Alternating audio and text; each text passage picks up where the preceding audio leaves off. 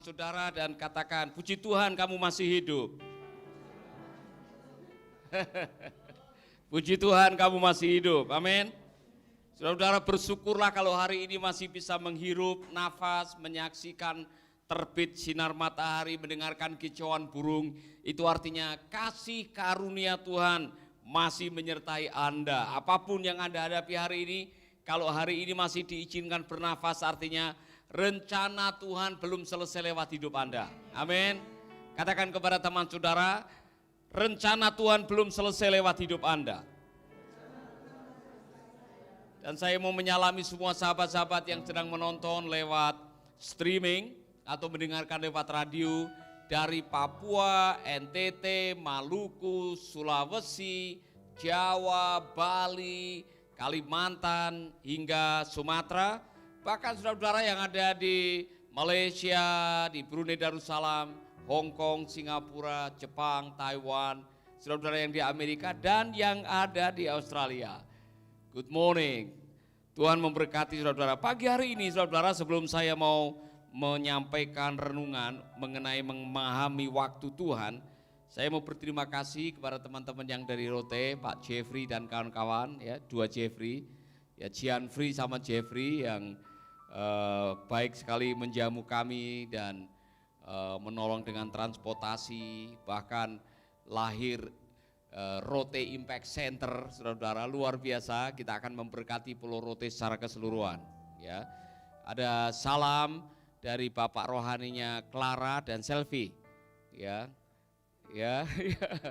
mana Selfie? Ya, jadi ada salam dari pendeta Immanuel Adu, ya luar biasa dia datang di pertemuan. Dan saudara-saudara, bukan kebetulan pas kami ada di sana, Bapak Kapolda dan Ibu ada di sana.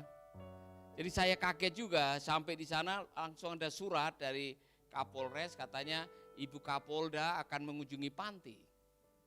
Waduh, saya langsung siap, saya langsung sambut dengan luar biasa. Ibu Kapolres datang duluan, masih baru Bu Yuli. Thank you Bu Yuli sudah menjadi fasilitator untuk semuanya. Dan akhirnya saudara-saudara kami dikunjungi oleh Ibu Vera dan mereka menyerahkan bantuan. Tapi ada satu hal yang saya yakin bukan kebetulan, karena yang diwawancarai salah satunya Abraham.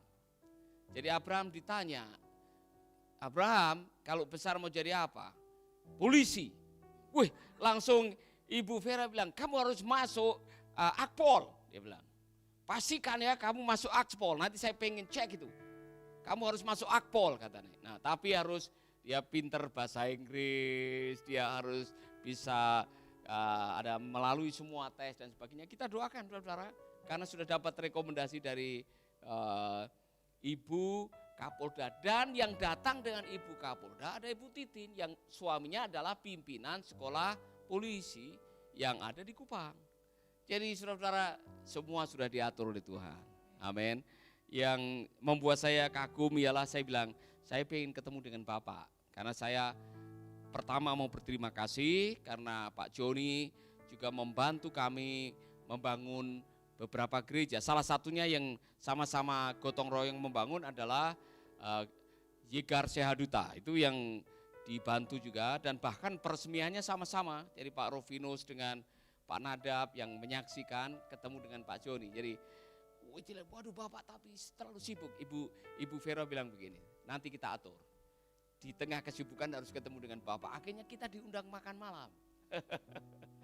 Oh saudara, di acara reuni dengan alumni Pak Joni kita jadi tamu istimewa. Mereka lebih banyak meluangkan waktu kita ditaruh di ruang VIP, makan, kemudian pada nyanyi-nyanyi itu. Jadi akhirnya saudara, saya sempat pegang tangan mereka berdua, saya mau berdoa. Saya punya kerinduan dan saya punya keyakinan Bapak akan dipakai oleh Tuhan. Bukan hanya menjadi Kapolda, tapi siapa tahu Tuhan percayakan menjadi gubernur suatu saat. Tidak ada yang mustahil. Amin. Ya, saya bilang saya tidak ngomong banyak, tapi saya hanya berdoa, Tuhan tolong, dan ini yang saya melakukan. Saya ingin membantu Bapak. Bikin equip leadership training untuk para polisi. Wah, dia sambut dengan sukacita, saudara-saudara. termasuk oleh Pak Kapolresnya yang di Rote. Jadi kita berdoa supaya ada terobosan-terobosan baru yang Tuhan akan lakukan di sana. Yang membuat saya terharu adalah lebih dari semuanya mendengar anak-anak panti Rote menceritakan kisahnya. Ibu waktu kemarin meninggalkan Kupang naik pesawat, tiba-tiba dia nangis. Saya tanya, kenapa kamu nangis? Aduh, kita ini akan kembali ke zona nyaman. Kembali ke Denpasar itu kembali ke zona nyaman. Makan enak, tidur enak. Saudara lihat orang-orang di sana, hamba-hamba Tuhan. Terutama waktu kami mengunjungi panti untuk merawat orang-orang dengan gangguan jiwa itu. Aduh, saudara, tempatnya sangat memprihatinkan. Tapi hamba Tuhan yang di sana dia tahan melayani mereka. Saudara harus bersyukur. Hamba-hamba Tuhan di sana saya menyaksikan sendiri dalam situasi dengan penuh keterbatasan tapi punya komitmen yang luar biasa. Saudara-saudara, saya melihat mereka dengan hidup apa adanya. Saya tanya, Pak, mereka ini Bapak kasih persembahan, kasih berapa? Pak, tergantung, ya kan? Tapi mereka tidak komplain, tidak apa, dan saya melihat wow, luar biasa. Jadi saya mau mengatakan salut kepada teman-teman yang ada di Rote, pelayan-pelayan Tuhan yang datang di acara pertemuan kami juga, dan saudara-saudaraku yang ada di Kupang, jaringan Pak Hede yang juga hadir dalam acara seminar 2 jam. Saya mau mengatakan terima kasih banyak. Saudara-saudara orang yang luar biasa. Tuhan menghargai kesetiaan, komitmen saudara. Di akhir kehidupan nanti bukan soal gelar, bukan soal berapa jemaatmu, bukan soal berapa titelmu atau apa kedudukanmu, tapi berapa kesetiaanmu, komitmenmu di hadapan Tuhan. Amin. Amin. Baik saudara, saya mau mengajak saudara membaca satu kisah yang sangat menarik, dan kisah ini ada di dalam kitab Yohanes pasal 10. Yohanes pasal mungkin pasal 11. Yohanes pasal 11 ayat 1 sampai 44. Kita tidak akan membaca semua. Tapi saya mau mengajak saudara mendengarkan betapa pentingnya memahami waktu Tuhan. Dan saudara-saudara di dalam cerita ini saudara tahu ada seorang yang sedang sakit namanya Lazarus. Ia tinggal di Betania, kampung Maria dan adiknya Marta. Maria adalah perempuan yang pernah meminyaki kaki Tuhan dengan minyak mur dan menyekanya dengan rambutnya. Dan Lazarus yang sakit itu adalah saudaranya. Kedua perempuan itu mengirim kabar kepada Yesus. Tuhan, dia yang kau kasihi sakit. Ketika Yesus mendengar kabar itu, ia berkata, penyakit itu tidak akan membawa kematian, tetapi akan menyatakan kemuliaan Allah. Sebab oleh penyakit itu anak Allah akan dimuliakan. Stop di sini dulu.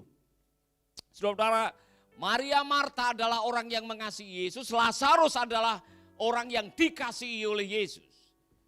Saudara, dalam situasi seperti itu dikatakan bahwa salah satu dari saudara mengatakan yang disebutkan Maria adalah perempuan yang pernah meminyaki kaki Tuhan Yesus dengan minyak yang begitu mahal harganya, yang katanya itu gaji 1 tahun. Tetapi saudara-saudara, fakta mengatakan bahwa saudaranya itu sakit. Kedua perempuan itu mengirim kabar kepada Yesus, Tuhan, dia yang engkau kasihi sakit. Saya mau kasih tahu kepada saudara-saudara bahwa dikasihi Tuhan tidak membebaskan engkau dari masalah kehidupan. Jangan pikir karena engkau dekat dengan Tuhan, dikasihi oleh Tuhan, maka engkau akan bebas dari persoalan. Kalau ada pendeta yang mengatakan, hei, kalau engkau mengasihi Tuhan, kalau engkau dikasihi Tuhan, kalau engkau hidup dalam karunia Tuhan, kalau engkau hidup dengan iman, saudara akan bebas dari penyakit, hidupmu akan kelimpahan, saudara tidak akan kekurangan, saudara hanya batuk aja bisa keluar duit. Kalau sampai ada pendeta yang mengajarkan itu, jangan percaya saudara-saudara. Karena fakta membuktikan dalam kisah ini, orang yang dikasihi Tuhan saja masih bisa sakit. Nah saudara-saudara, bahkan bukan sakit, dia mati. Saudara-saudara, saya mau mengatakan kepada Anda, Sekali lagi, jangan pernah terpikir di benak saudara bahwa kalau saya sudah dekat dengan Tuhan, membaca firman Tuhan, puasa 40 hari 40 malam, setiap hari saudara melayani, kemudian saya akan dibebaskan dari penyakit. Tidak ada. Tidak ada jaminan, tidak ada janji Tuhan bahwa kalau kamu sudah percaya kepada Tuhan, dibaptis, disidi penuh dengan Roh Kudus, Anda hidupnya akan mulus. Tidak ada. Kalau ada sampai yang mengajarkan seperti itu, salah konsep. Amin. Tuhan tidak menjanjikan langit mendung tanpa awan. Apa? Langit biru tanpa awan. Dia tidak menjanjikan. Apalagi? Cakrawala tanpa lautan. Ya, Tuhan tidak pernah menjanjikan bahwa jalan akan selalu rata. Kadang-kadang akan naik, kadang-kadang akan turun. Tapi dia menjanjikan penyertaan dalam kesulitan. Tapi dia menjanjikan, aku menyertai kamu sampai kesudahan zaman. Mengapa saya mengatakan ini? Karena gara-gara pelajaran yang salah banyak orang mundur. Ada yang pernah mengatakan begini, Pak Paulus, dulu waktu saya belum percaya Yesus itu bisnis saya maju Pak. Saya tidak pernah rugi. Rumah tangga saya harmonis, saya sehat-sehat. Loh, saya baru dibaptis kemarin itu tiba-tiba pencobaan datang Pak. Tiba-tiba ada orang yang utang tidak bayar, lari malahan Pak. Saya jadi bangkrut, istri saya juga lari. Lalu saya tidak membayangkan kalau ikut Yesus ternyata jadinya begini. Banyak orang yang tidak tahu bahwa salah satu komando yang Tuhan berikan adalah ikut Yesus, pikul salib. Artinya apa? Anda harus belajar menderita. Dan Yesus sudah memberikan itu di awal kehidupan kita. Jadi untuk saudara yang baru bergabung, Brenda, Pina, Jena, Nadab, Mansula yang baru bergabung ini, ya kan? Saya mau mengatakan kepada Anda, jangan pikir kalau Anda sudah percaya Yesus, melayani, rajin berdoa, maka saudara akan bebas dari segalanya. Salah. Amin. Jelas ya? Bahkan saudara, Tuhan mengizinkan semuanya itu karena apa?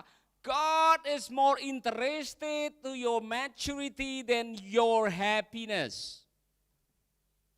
Saya ulangi lagi, Tuhan lebih tertarik dengan kedewasaan rohanimu daripada kebahagiaanmu. Maka kadang-kadang Tuhan datanglah izinkan persoalan, tantangan supaya apa? Engkau bertumbuh dalam karakter. Karena kesulitan itu yang membuat Anda bertumbuh dalam karakter. Amin. Jadi kalau ada tantangan, ada pencobaan, ada masalah, harusnya saudara senyum. Senyum. Tengok teman saudara senyum. Katakan selamat datang masalah. Serius ini saudara. Selamat datang persoalan. 1, 2, 3. Bapak Ibu yang baru bergabung ini. Saya mau tolong tulis di status saudara. Selamat datang persoalan. Karena apa? Yakobus meneguhkan, anggaplah sebagai kebahagiaan saudara-saudaraku apabila kamu diizinkan menghadapi berbagai-bagai pencobaan, trial, ujian hidup, tes. Karena apa? Kalau Anda setia, Anda tabah, Anda akan mendapatkan hikmat. Hikmat itu yang mengubah karakter saudara. Orang yang sudah dapat hikmat, dia akan menggunakan kebenaran hikmat untuk menyelesaikan persoalan. Nah, untuk dapat hikmat, kadang-kadang harus menghadapi trial. Bagaimana saudara tahu bahwa api itu panas? Karena saudara pernah kena api, ya kan?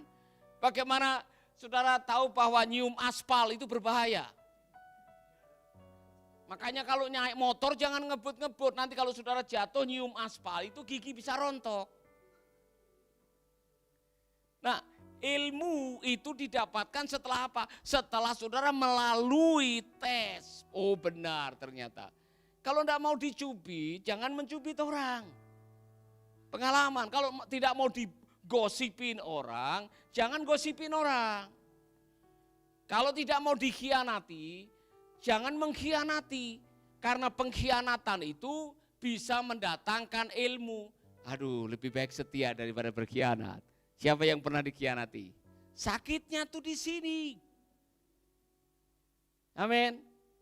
Jadi saudara, ini pelajaran yang luar biasa bagi kita semua. Jadi ketika saudara diizinkan untuk menghadapi situasi seperti ini, ingat baik-baik, Tuhan mengizinkan itu terjadi. Mari kita lihat. Kita lihat, ketika Yesus mendengar kabar itu, ia berkata, ini perspektif. Gunakan perspektifnya Tuhan Yesus. Ketika Anda menghadapi masalah, ketika Yesus mendengar kabar itu, ia berkata, penyakit itu tidak akan membawa kematian, tetapi akan menyatakan kemuliaan Allah.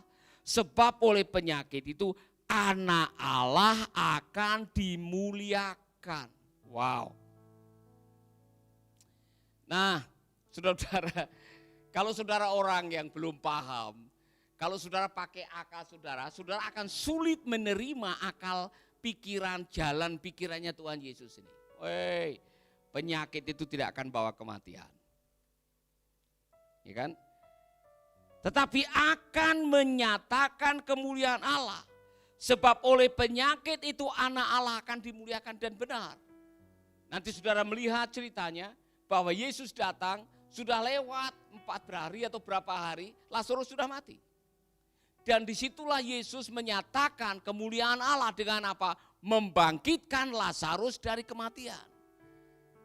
Amin. Jadi ini cara pandang kita waktu menghadapi persoalan. Poinnya ini, gunakan cara pandang Tuhan, perspektif ilahi, nilai-nilai surgawi untuk melihat kenyataan. Mengapa? Yesus mengatakan nantinya ujung-ujungnya apa? Allah dimuliakan benar. Sampai hari ini cerita ini masih dibaca banyak orang dan masih memberkati orang. Dan orang yang membaca ini masih memuliakan Tuhan. Jadi kalau saudara diizinkan menghadapi tantangan, pergumulan, masalah, saudara lihatlah masalah dengan perspektif Tuhan. Segala perkara dapat kutanggung di dalam Dia yang memberikan kekuatan kepadaku. Kita tahu sekarang bahwa Tuhan turut bekerja sama untuk mendatangkan kebaikan. Katakan kepada teman saudara, bahwa tidak ada yang kebetulan di dalam kamusnya Tuhan. 1, 2, 3. Amin. Tidak ada kebetulan Anda dikhianati orang. Yang sedang dikhianati, coba katakan, tidak kebetulan saya dikhianati. Ya kan? Katakan. Ya. Yang sedang diizinkan kekurangan, saya tidak kebetulan diizinkan kekurangan. Yang diizinkan menghadapi masalah, tidak kebetulan Anda diizinkan menghadapi masalah. Karena apa? Kalau Anda menggunakan kebenaran firman untuk menerawang semua keadaan, maka pada akhirnya saudara akan tersenyum dan mengatakan puji Tuhan. Tuhan baik. Amin. Tuhan baik. Karena semua yang diizinkan terjadi itu luar biasa. Dan saya jadi ingat salah satu yang membuat ibu menangis mungkin adalah Rilen. Seorang anak yang waktu umur 4 tahun ditinggal mati ayah, kemudian tinggal mati ibu. Kemudian neneknya membawa dia ke panti. Dan dia sudah mau tamat sekarang. Dan dia bersyukur saya datang ke panti. Karena di sini saya belajar berdoa, saya belajar disiplin, saya bisa kuliah. Kemudian waktu ditanya oleh Ibu Kapolda, kalau besar mau jadi apa? Pengacara. Dan dia selalu juara di kelas. Jadi saya bilang, Rilen, kamu kuliah di Bali. Senangnya bukan main. Saudara-saudara, jadi tidak ada yang kebetulan dalam hidup ini. Semua sudah diatur oleh Tuhan, termasuk yang pahit-pahit, yang getir-getir, yang bikin Anda meneteskan air mata, yang membuat Anda kehilangan harapan dan putus asa, yang membuat Anda mengatakan, sulit sekali hidup ini. Tunggu waktunya Tuhan. Nanti di dalam waktunya Tuhan, saudara akan melihat semua baik. Semua baik. Amin. Tapi untuk bisa nyanyi itu tidak gampang. Anda harus melewati semuanya ini dulu. Amin. Saudara-saudara dengar baik-baik. Yesus mengatakan Allah dimuliakan. Coba Kalau setiap kita memakai frame, cara berpikir bahwa semua yang Tuhan izinkan adalah bagian dari proses kehidupan. Maka saudara harus belajar dalam hidup ini, bukan hanya menikmati akhir tujuan, tapi nikmatilah proses kehidupan saudara. Kalau tidak, saudara tidak akan pernah menikmati hidup ini. Amin. Saudara, saya ulangi lagi. Seperti orang yang pergi piknik. Biasanya orang yang pergi piknik itu gambarannya, aduh sebentar lagi saya akan sampai Bali. Ya kan? Yolanda akan, enggak pernah ke Bali kan Yolanda? Baru pertama kali ke Bali. Ya kan? Mana dia? Kamu pertama kali ke Bali kan? Sudah pertama kali. Pertama kali naik pesawat juga. Ya kan? Luar biasa. Saya sudah bilang kamu, kalau di pesawat mabuk, buka jendela, mabuk keluar. Kemarin saya bilang. Nah saudara, Yolanda mungkin belum tahu. Ya kan? Kalau dia hanya pikirannya Bali, dia lupa menikmati bahwa di pesawat saudara bisa melihat awan dengan gratis. Ya kan? Saudara bisa menyaksikan bagaimana pesawat naik, turun, bagaimana waktu digoncang, nikmati saja. Saudara-saudara, saya masih ingat pertama kali ke Candi Borobudur kan, saya pernah cerita, saudara-saudara. Ya kan? Wah, pertama kali saya kelas 6 waktu itu, ya kan. Saya diajak orang ke Candi Borobudur naik bis kota, bis Tata yang besar itu. Saya belum pernah naik bis. Saya juga belum pernah tahu Candi Borobudur kayak apa. Tapi karena saya belum tahu, saya pikirannya bukan Candi Borobudur. Saya pikirannya saya akan naik bis, mandi jam 4 pagi, saudara-saudara. Saya sudah ke sungai jam 4 pagi, semalam tidak bisa tidur. Saya akan ke Candi Borobudur, itu 3-4 jam naik bis, saudara-saudara. Saking senengnya mau ke Borobudur itu, saya lupa yang lain-lain. Tidak masalah. Pada waktu sudah naik bis, saya sudah ada tempat duduk, saya pilih berdiri di pintu. Saya mau bangganya bukan main, ya kan, naik bis pintu, kemudian saya lihat pohon jati, kemudian itu tiang listrik berjalan. Saya bilang, ini pohon berjalan di sini, luar biasa. Senangnya bukan main, saudara-saudara. Yang lain pada mabuk, saya tidak mabuk. Karena apa? Saya menikmati perjalanan, bukan hanya tempat tujuan. Kalau hidup adalah perjalanan, jangan hanya mikirin tempat tujuan, nikmati. Nikmati perjalanan hidup saudara, amin. Nikmati itu yang namanya pengkhianatan, nikmati. Amin. Nikmati itu permusuhan. Nikmati itu pada waktu Anda dikucilkan. Nikmati pada waktu Anda barangkali seperti dilecehkan oleh orang, nikmati. Semua adalah bagian dari perjalanan hidup Anda. Katakan amin. Mari kita lanjutkan, saudara. Berikutnya mari kita melihat apa yang terjadi. Ayat yang kelima. Yesus memang mengasihi Marta dan kakaknya dan Lazarus. Yesus memang, ini kepastian, Yesus mengasihi mereka. Tapi mengasihi tidak berarti, saudara-saudara, engkau harus mendapatkan segalanya yang terbaik saat itu. Mari kita lihat. Namun setelah didengarnya bahwa Lazarus sakit, ia sengaja. Semua bilang sengaja. Ia sengaja tinggal 2 hari lagi tepat di mana ia berada. Tetapi sesudah itu ia berkata kepada murid-muridnya, mari kita kembali lagi ke Yudea. Murid-murid itu berkata kepadanya, Rabi, baru-baru ini orang-orang Yahudi mencoba melempari engkau. Masih maukah engkau kembali ke sana? Jawab Yesus, bukankah ada 12 jam dalam satu hari? Siapa yang berjalan pada siang hari, kakinya tidak terantuk, karena ia melihat terang dunia ini. Tetapi kalau seorang berjalan pada malam hari, kakinya terantuk, karena terang tidak ada di dalam dirinya. Demikianlah perkataannya. Dan sesudah itu ia berkata kepada mereka, Lazarus, saudara kita telah tertidur. Tetapi aku pergi ke sana untuk membangunkan dia dari tidurnya. Maka kata murid-murid itu kepadanya, Tuhan, jikalau ia tertidur, ia akan sembuh. Tetapi maksud Yesus, ia tertidur dalam arti mati. Yesus tahu, Yesus tahu bahwa nanti Lazarus akan mati. Ya kan? Sedangkan sangka mereka Yesus berkata tentang tertidur dalam arti biasa. Maklum, kadang-kadang murid tidak bisa memahami pikiran gurunya. Karena itu Yesus berkata dengan terus terang, Lazarus sudah mati. Tetapi syukurlah aku tidak hadir pada waktu itu. Sebab demikian lebih baik bagimu supaya kamu dapat belajar percaya.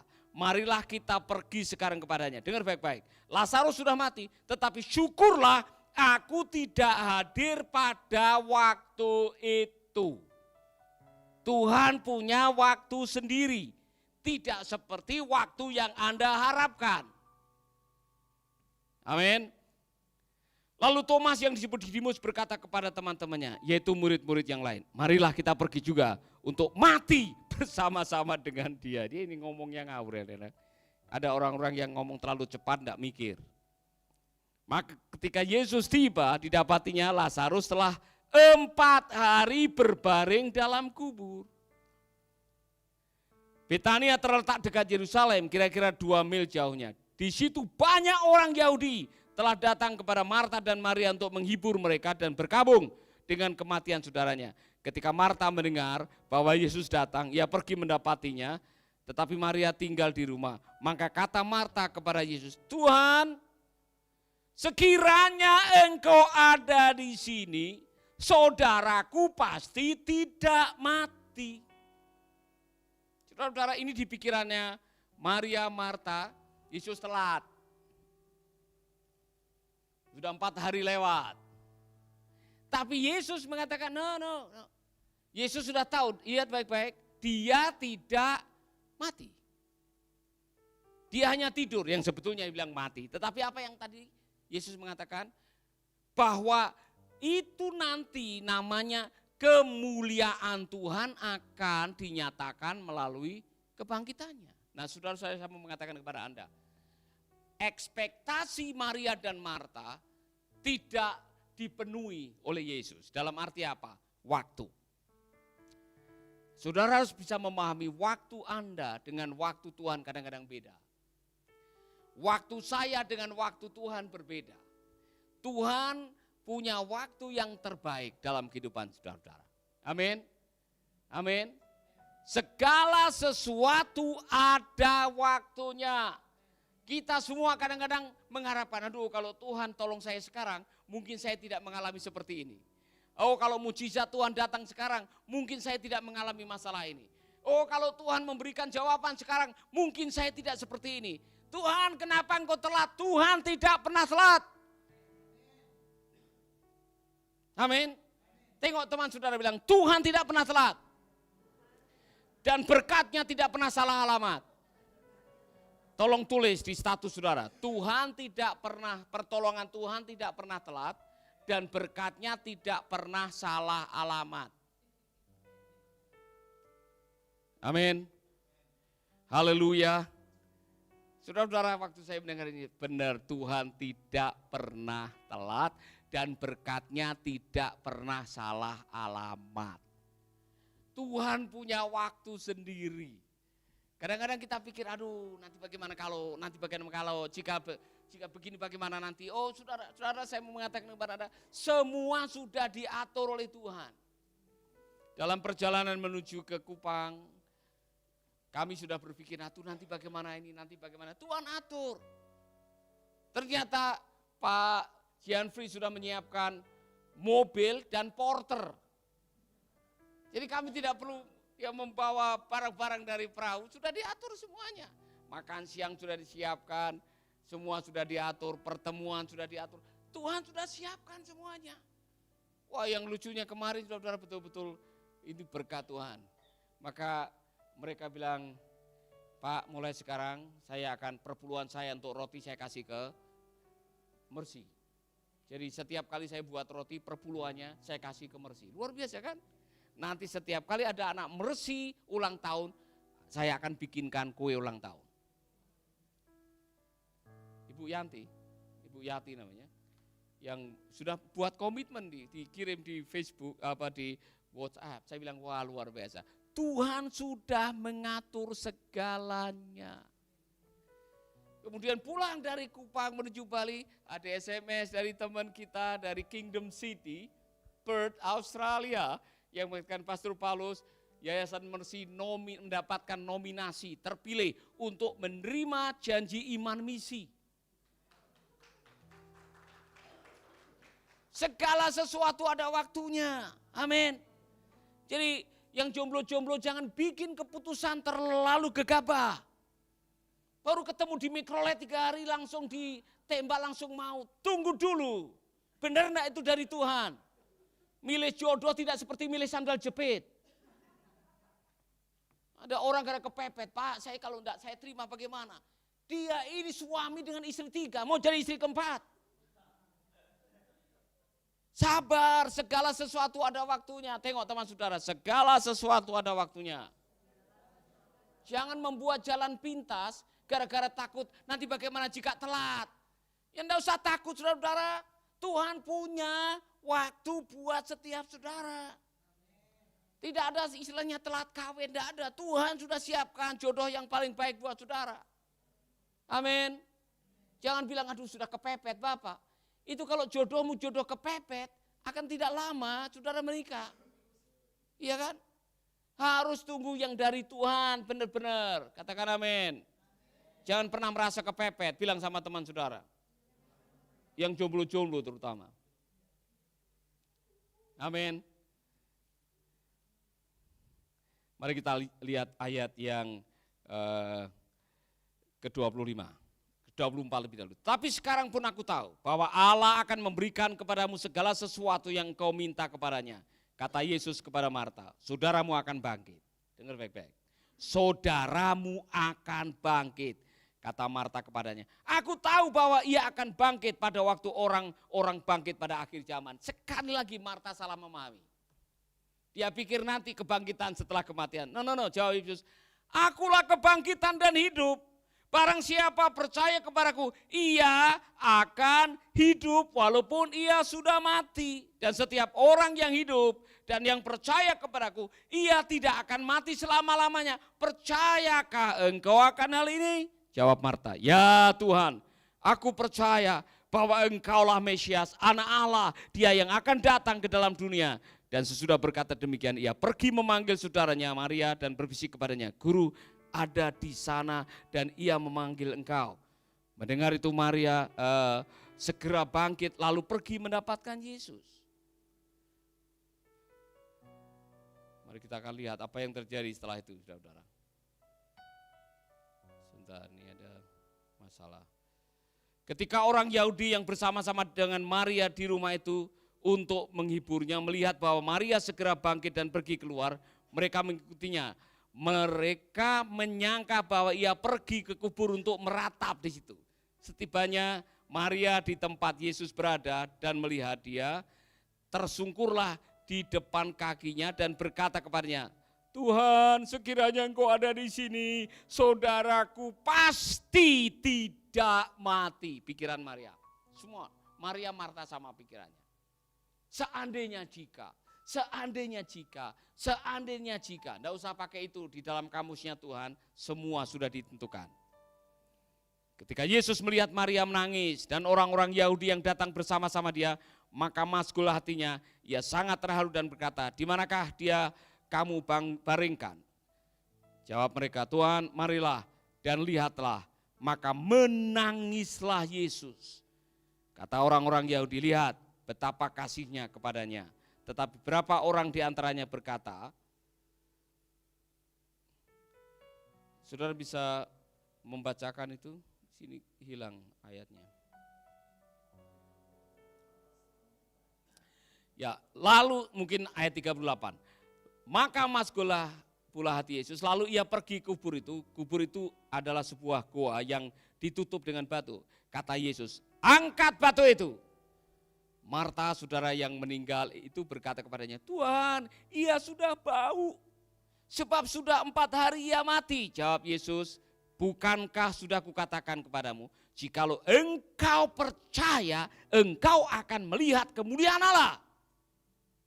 Maka mereka mengangkat batu itu Lalu Yesus menengadah ke atas dan berkata, Bapa, aku mengucap syukur kepadamu karena engkau telah mendengarkan aku. Aku tahu bahwa engkau selalu mendengarkan aku. Tetapi oleh karena orang banyak yang berdiri di sini mengelilingi aku mengatakannya supaya mereka percaya bahwa engkaulah yang telah mengutus aku.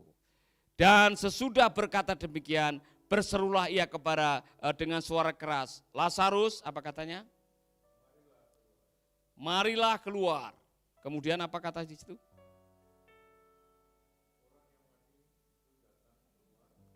Ya.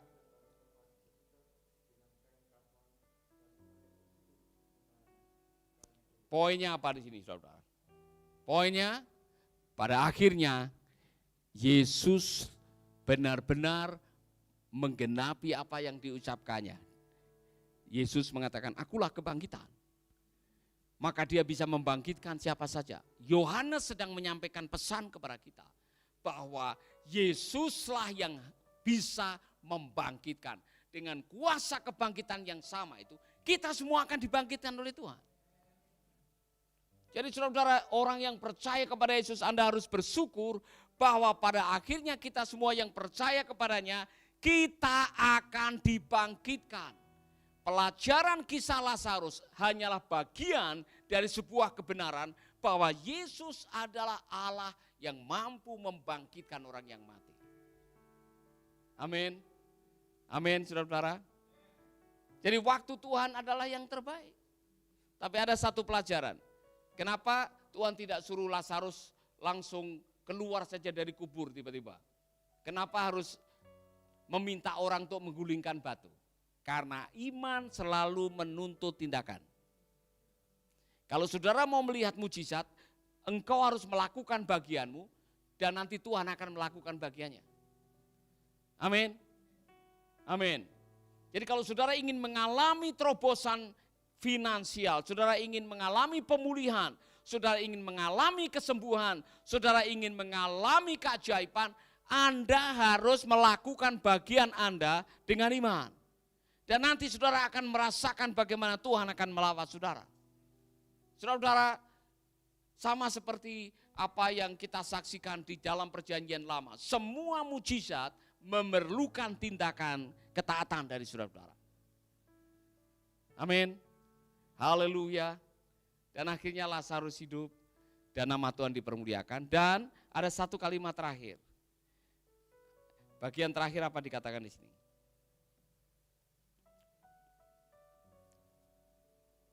Bukalah kain-kain itu dan biarkanlah ia pergi.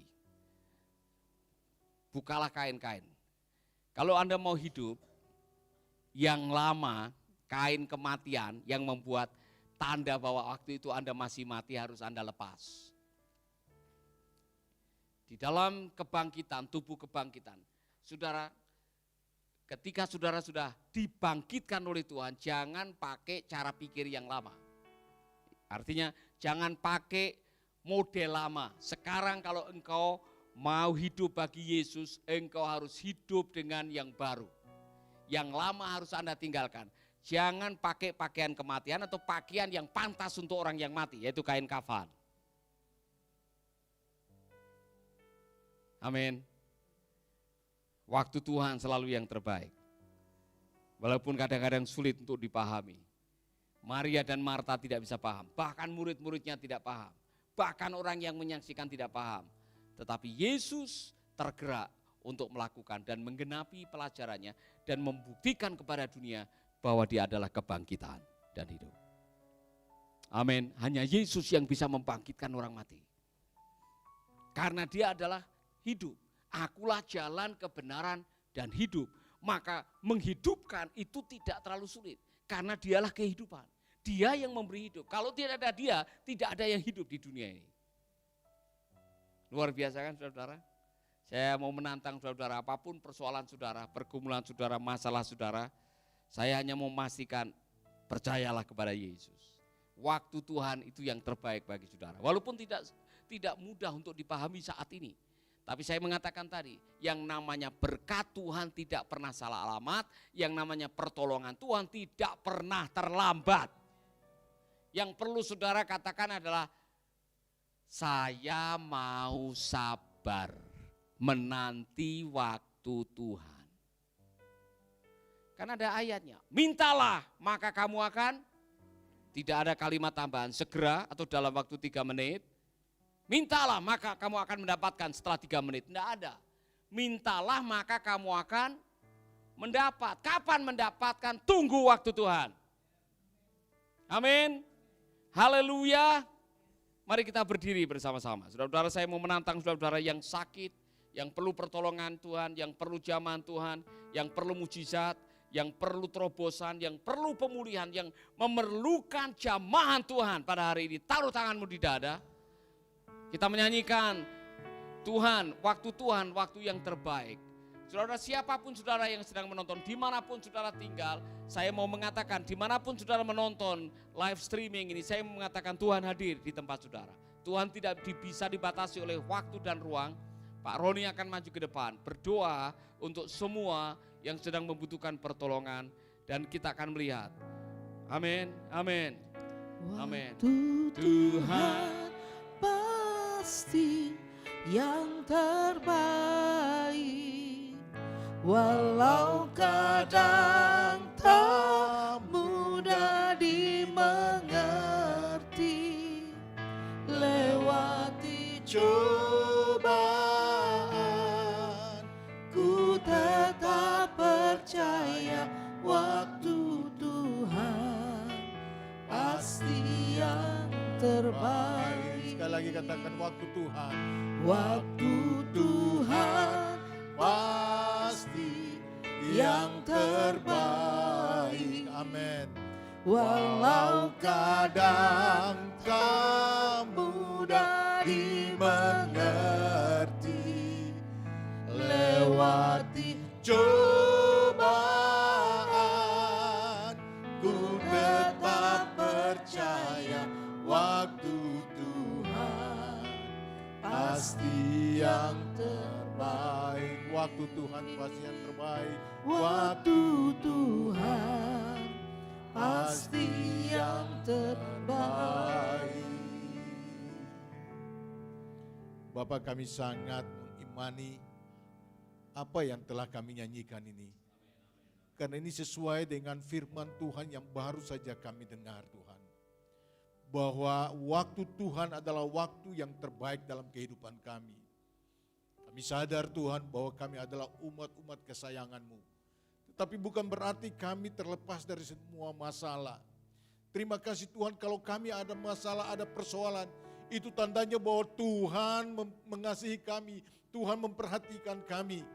Dan Tuhan akan hadir tepat waktunya untuk mengangkat setiap masalah dan persoalan kami, Tuhan.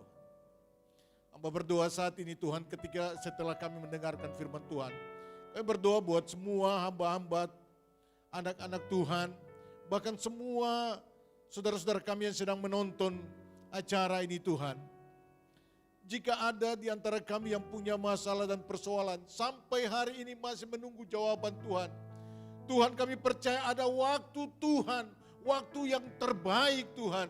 Kami percaya ketika waktu itu tiba, kami yang sakit disembuhkan, yang membutuhkan pertolongan dijawab oleh Tuhan. Semua masalah persoalan kami diangkat oleh Tuhan di dalam nama Yesus Tuhan. Berikan kami kekuatan iman Tuhan untuk menanti waktu Tuhan. Selama kami menunggu, kami minta Tuhan supaya kuatkan kami Tuhan, teguhkan kami Bapa. Terima kasih Tuhan karena Tuhan kami adalah Tuhan yang tidak pernah mengecewakan, yang tidak pernah berdusta. Tuhan yang berfirman, Tuhan yang berjanji dan menepati. Terima kasih Tuhan kalau Engkau pernah melakukan mujizat bagi Lazarus. Tuhan, Engkau akan melakukan itu juga bagi kami Bapa. Kami doakan hamba-Mu yang sudah menyampaikan firman Tuhan. Engkau terus pakai Tuhan, urapan Tuhan, pewahyuan dari Allah, pemakaian Tuhan makin bertambah dalam kehidupannya Tuhan. Memberkati pelayanan, keluarga, rumah tangga. Tuhan memberkati. Jamah setiap kami Tuhan yang hadir, baik yang di studio maupun yang sedang menonton, baik secara live ataupun menonton Setelah ini Tuhan, Engkau jamah di dalam nama Yesus. Jamah di dalam nama Tuhan Yesus. Terima kasih Tuhan. Menyerahkan semua pelayanan Mercy Indonesia dalam tangan Tuhan. Pemimpin kami Pak Paulus dan Ibu, Engkau memberkati. Terima kasih Tuhan sudah menolong selama seminggu ada di NTT, Kupang dan Rote. Tuhan telah kembalikan bersama dengan tim dalam keadaan selamat, sejahtera, sehat. Terima kasih Bapak. Memberkati keluarga rumah tangga. Tuhan memberkati sebagai pemimpin, visi-visi yang baru Tuhan berikan. Kami semua yang melayani, yang menopang, membantu pelayanan hamba-hambamu ini Tuhan. Engkau memberkati kami semua. Kami doakan semua pelayanan kami yang ada di daerah, Tuhan Engkau memberkati dalam nama Tuhan Yesus. Semua aktivitas kami hari ini, kami serahkan di dalam tangan Tuhan. Hanya di dalam nama Tuhan Yesus Kristus, kami berdoa dan mengucap syukur. Haleluya. Amin. Bapak Ibu yang dikasihi oleh Tuhan, saya mau memberikan selamat kepada Anda yang sudah menerima radio atau Alkitab audio dan juga buku. Sebagian sudah menerima dan mengucapkan terima kasih. Jadi jangan lupa dibaca, didengar. Nanti kalau saudara bingung bagaimana cara memakai atau menggunakannya atau menghidupkannya, nanti kita akan tuntun saudara-saudara bagaimana caranya. Tuhan memberkati saudara. God bless you.